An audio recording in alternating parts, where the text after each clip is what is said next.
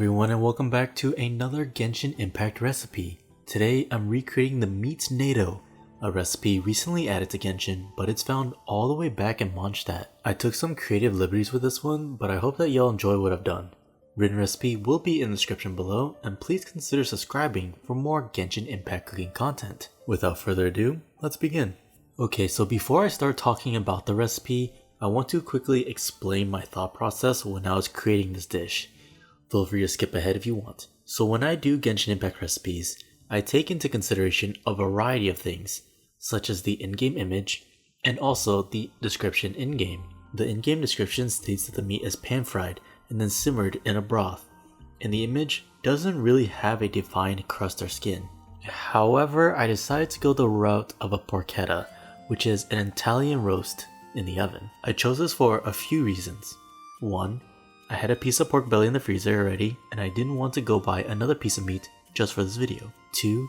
I like the idea of having a crispy pork belly skin to balance the texture of the meat plus the pancetta that I added in as well. Maybe in the future, I'll try this recipe again using the pan and braise method, but for now, watch me make this porchetta. So I split the pork belly in half lengthwise. This will allow for easier rolling and putting more meat and seasonings in the actual pork belly. To season the meat, sprinkle sage, rosemary, fennel seeds, crushed garlic, orange zest, salt, and black pepper.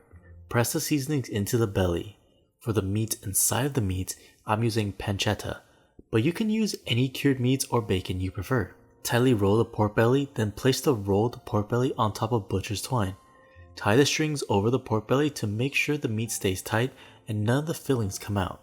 Now let this sit in the fridge uncovered for at least 4 hours so the skin can dry out. After the pork belly is dried out, place it on top of a roasting rack.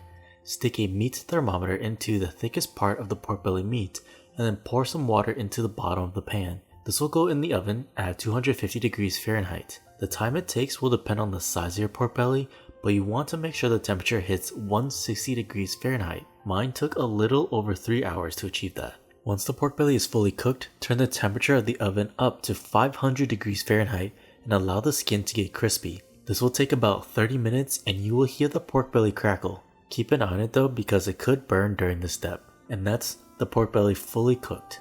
Let this rest for 30 minutes. Meanwhile, let's work on the rest of the dish. Salt a pot of water and add potatoes in.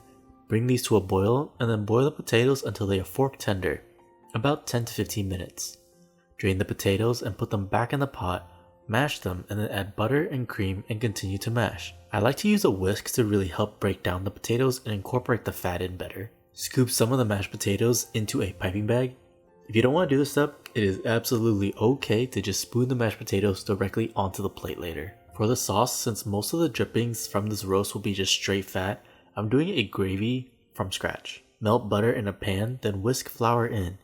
Cook the flour for a few minutes, then add beef stock in. Season if desired. I added some soy sauce instead of salt for more umami and also to darken the sauce a bit. Let the gravy simmer for a few minutes until thickens slightly. Okay, back to the porchetta.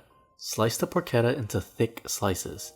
I personally would prefer thinner ones, but the in-game image has some huge slices going. You can see that a fine swirl inside the meat, and honestly, I like the crispy pork skin look here. To plate, start with some of the gravy and then a piece of the porchetta, then lay slices of the porchetta skin side up along the back of the plate. Try your absolute best to be fancy and pipe mashed potatoes onto the plate. Garnish with a cilantro leaf, and finally pour more gravy over the porchetta.